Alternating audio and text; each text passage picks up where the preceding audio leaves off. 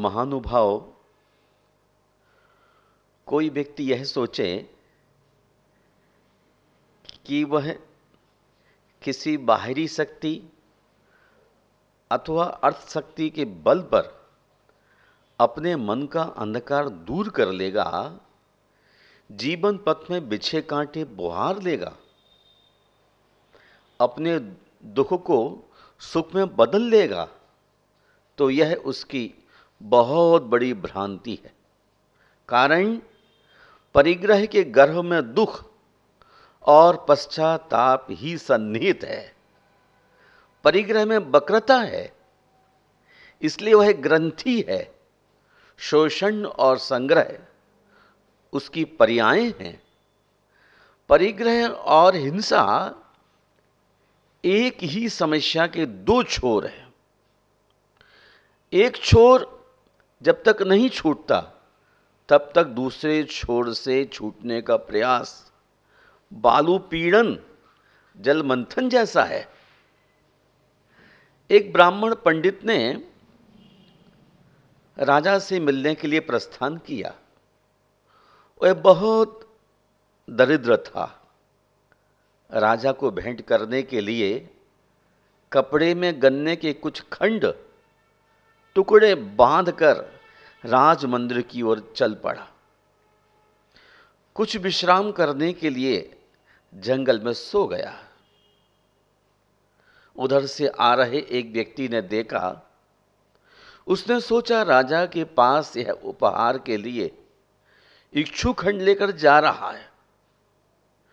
उसने कपड़े से इक्षुखंड निकाल लिए और उसकी जगह लकड़ियां बांध दी। पंडित सोकर उठा। वह कपड़े में बंधी लकड़ियों को लेकर राजा के महल की ओर चल पड़ा। दरबार में पहुंचकर भेंट करने की इच्छा से जब कपड़े को खोला तो उसमें लकड़ियां देखकर स्तब्ध रह गया। वह बहुत चिंतित हो उठा। महाकवि कालिदास समझ गए इस व्यक्ति के साथ किसी ने छलना की है। उन्होंने तुरंत स्थिति को संभालते हुए कहा, महाराज, आज ऐसा उपहार आया है। महाराज, आज ऐसा उपहार आया है वैसा कभी किसी ने भेंट किया नहीं। वह बड़ा अद्भुत उपहार है। राजा ने पूछा, कैसे? कालिदास ने कहा, दग्धम खांडवमर्जनेन बलिना रभ्रुद्रमयैर्भूषितम् दग्धम वायुसुतेन हेम नगरी लंका पुनः स्वर्णभूः दग्धे लोक सुखो हरेण मदनः किं तेन युक्तं कृतं दारिद्र्यं तापकारणमिदं केनापि दग्धं नहीं। हे राजन, पांडव वन को अर्जुन ने जला दिया। हे राजन, खांडव वन को अर्जुन ने जला दिया। सोने की लंका को हनुमान ने जला दिया और कामदेव को शंकर ने जला दिया। लेकिन इस दरिद्रता को जो सबको जलाती है, कोई जला नहीं सका। वह विप्र इस दरिद्रता को जलाने के लिए ईंधन भेंट कर रहा है। इसे जलाने में आप ही समर्थ हैं। राजा ने प्रसन्न हो उसकी दरिद्रता को दूर किया। दारिद्र्य कभी प्रिय नहीं रहा। गरीबी कभी वांछनीय नहीं रही, न प्राचीन काल में न अर्वाचीन काल में। सब चाहते हैं कि गरीब कोई न रहे। समाज किसी को न सताए, किंतु यह बड़ा कठिन काम है। निर्धनम निर्बलम, इसका सभी ने तिरस्कार किया है। लेकिन इसका समाधान कभी नहीं होगा। व्यक्तिगत स्वार्थों का चक्रावर्त सभी को अपनी लपेट में लिए हुए है। मनुष्य के स्वार्थ और उसके मनोवेग को उजागर करते हुए अर्वाचीन और प्राचीन अर्थशास्त्री इसी निर्णय पर पहुंचे कि व्यक्तिगत प्रेरणा और व्यक्तिगत स्वार्थ मनुष्य से जितना और जो कार्य करवाता है उतना और कोई नहीं करवाता। स्वार्थ मनुष्य की एक बहुत बड़ी प्रेरणा है और बहुत प्रिय एवं आकर्षक भी है। इसको हवा देने वाला एक ही प्रभावक तत्व है, वह है बढ़ती हुई इच्छाओं का उद्वेग। मनुष्य की मनोवृत्ति ही ऐसी है कि वह प्राप्त से असंतुष्ट, अतृप्त है और अप्राप्त की ओर भाग रहा है, जो न प्रिय है न ही हितकर है। भगवान महावीर ने इन दो शब्दों की 3 बिंदुओं द्वारा बड़ी मार्मिक सुंदर मीमांसा की है। प्रथम बिंदु में कहते हैं, एक बात बहुत प्रिय लगती है किंतु हितकर नहीं, जैसे स्वार्थ वृत्तियां। द्वितीय बिंदु, एक बात हितकर तो है किंतु प्रिय नहीं है, जैसे कटु औषधि और लोक व्यवहार में मान्य कटु सत्य। तीसरा बिंदु, जो प्रिय भी है और हितकर भी है, जैसे धर्म, मानवीय कर्तव्य। यदि इन तीनों बिंदुओं के धरातल पर इच्छाओं के क्षितिज से उतर कर चला जाए तो ना तो कोई भूखा दिखाई देगा, न ही वस्त्रहीन, न कोई आवास विहीन मिलेगा, न ही आजीविका शून्य। सभी की प्राथमिक आवश्यकताएं नियमतः पूर्ण होगी। सवाल यह है, किस राह पर चले कौन? इच्छा निरोध कर व्रत ले, स्वार्थ शून्य का घंटा कौन बजाए? सभी की हट केकड़े की पकड़ की तरह है। बहुत सुंदर सूक्ति है, सर्वारंभा तंदुल प्रस्थ मूलाम। मनुष्य की सारी प्रवृत्तियां एक सेर चावल के लिए थीं और हैं। यदि सेर भर चावल की आवश्यकता न होती तो फिर उसे प्रवृत्ति की कोई अपेक्षा न थी, न होगी। किंतु वर्तमान युगी मनुष्य ने इस तथ्य को झुठला दिया है, भुला दिया है।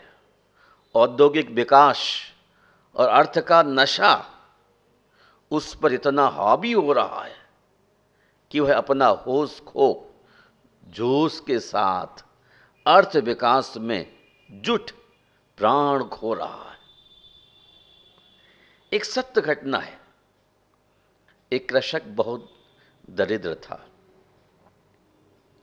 उसकी पत्नी ने उसे आजीविका के लिए प्रेरित कर दूसरे गांव भेजा।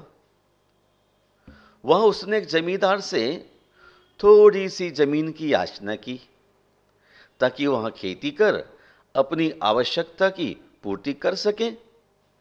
जमींदार ने कहा, नदी पार चलो, तुम्हें जितनी चाहिए हो ले लेना। दोनों ब्रह्म मुहूर्त में नदी के उस पार चल पड़े। अंधकार के सघन चीर को चीर कर प्रभात का अभिवादन करने वाली सूर्य की प्रथम किरण के साथ दोनों सरिता के उत्तर तटीय प्रदेश पर पहुंच गए। जमींदार ने कहा, बंधु, यहां चतुर्दिशाओं में सैकड़ों मील फैला भूखंड है।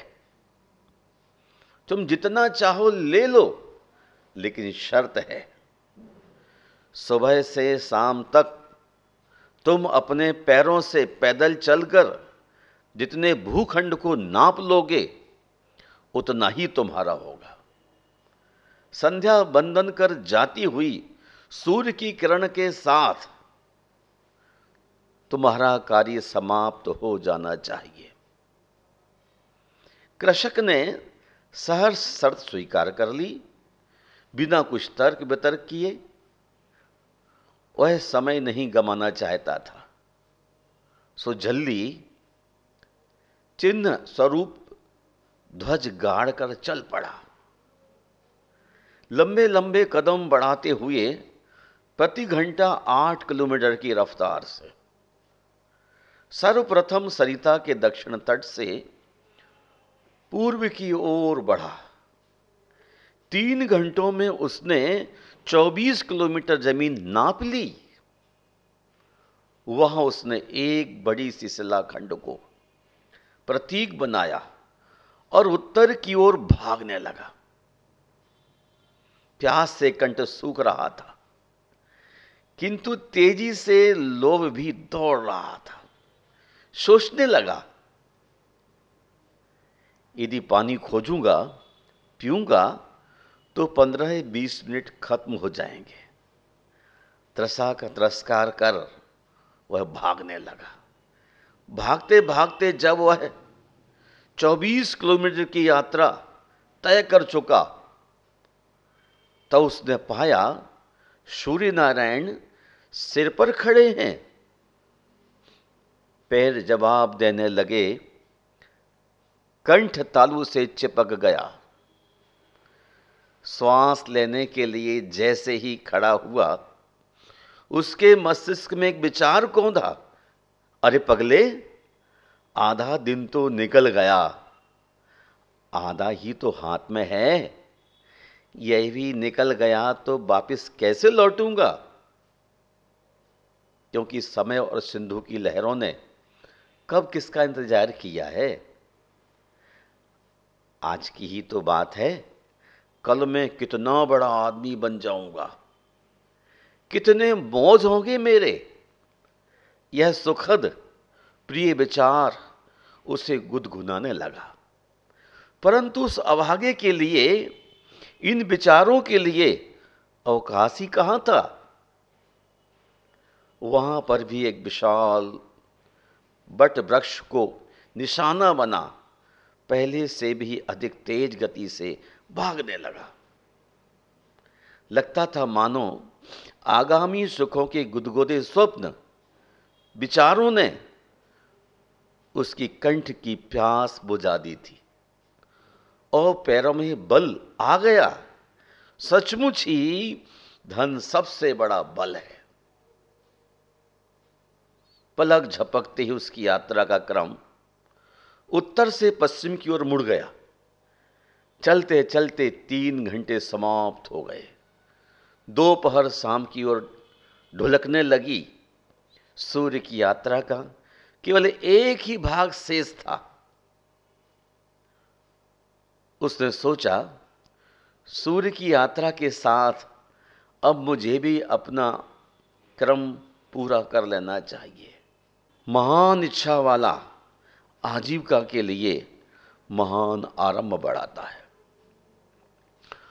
और स्वयं चंड, रुद्र, क्षुद्र, वक्र, दुशील, हिंसानंद, मृषानंद, चौर्यानंद और संचयानंद बन बैठता है। माया, छल कपट, प्रपंच सभी हथकंडे अपनाता है। नकली खाते, रिश्वत, धमकी, हत्या, अपहरण सभी कुछ करता हुआ परिग्रह सागर में डूब चला जाता है। इन धन प्रधान युग में धन की जगह, इस धर्म प्रधान युग में धर्म की जगह धन ने ले ली है एवं लोगों को रुपया ही भगवान नजर आ रहा है। उसका हर घंटा रुपयों की सांकल से बंधा है। उनकी मान्यता है, अच्छे अच्छों की कब्र खुदवा देता है पैसा। अच्छे अच्छों की कब्र खुदवा देता है पैसा, धरती से स्वर्ग पर पहुंचा देता है पैसा। युगों से साक्षी है इतिहास इस बात का, मनुष्य प्यार जताकर गला कटवा देता है पैसा। चतुर्थ पंक्ति बड़ी मार्मिक है। लक्ष्मी ने बुद्धिमानों, सूरवीरों, कृतज्ञों, कोमल और कठोर हृदय वाले सभी को मलिन कर दिया है। जिस प्रकार धूल रत्नों की कांति मलिन कर देती है, उसी प्रकार लक्ष्मी मनुष्य के हृदय प्रदेश मलिन कर देती है। अन्याय उपार्जित धन 10 वर्ष तक तो ठहरता है, किंतु 11वां वर्ष लगते ही मूल से नष्ट हो जाता है। जैसे मछली को फंसाने वाले कांटे में लगा आमिष अपने साथ मछली को भी ले मरता है। परमार्थ से धन कमाने का नाम ही न्याय है। परमार्थ से धन कमाने का नाम ही न्याय है, और यही महावीर का अर्थशास्त्र है। क्योंकि जिस प्रकार मेंढक जलाशय में और मछलियां भरे तालाब में आकर बसती हैं, वैसे ही समस्त संपदाएं विवश होकर शुभ कर्म से प्रेरित हो उन्हीं का अनुसरण करती हैं। भगवान महावीर ने अपने अर्थशास्त्रियों को यही उद्घोष किया है कि धर्म का तिरस्कार करके धन नहीं कमाया जा सकता। चारों पुरुषार्थों का क्रम भी यही है, धर्म, अर्थ, काम और मोक्ष।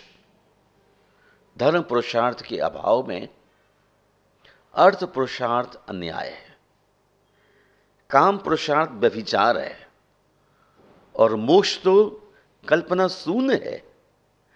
अस्तु तीनों की सिद्धि प्रसिद्धि के लिए धर्म पुरुषार्थ श्रेष्ठ और ज्येष्ठ है। धर्म स्नेह बंधुओं, अपनी जिंदगी को धर्ममय बनाने के लिए हर इंसान के लिए पुरुषार्थ करना चाहिए। धर्म पुरुषार्थ जहाँ पर भी रहेगा वहाँ मनुष्य की जीत स्वयमेव है। संसार में भी आदमी बहुत कुछ कर सकता है महावीर के पथ पर चलकर, लेकिन हर क्षण हर पल धर्म पुरुषार्थ उसके रक्त में रहे, काम पुरुषार्थ के साथ, अर्थ पुरुषार्थ के साथ और संन्यास पुरुषार्थ के साथ, तो धर्म पुरुषार्थ सार्थक होगा। इन्हीं शब्दों के साथ मैं विराम लेता हूँ और आप सबके मंगल की कामना करता हूँ कि धर्म पुरुषार्थ करते हुए मनुष्य जीवन को आगे बढ़ाने का पुरुषार्थ करें। जय बोलिए विश्व बंधु भगवान महावीर स्वामी की जय।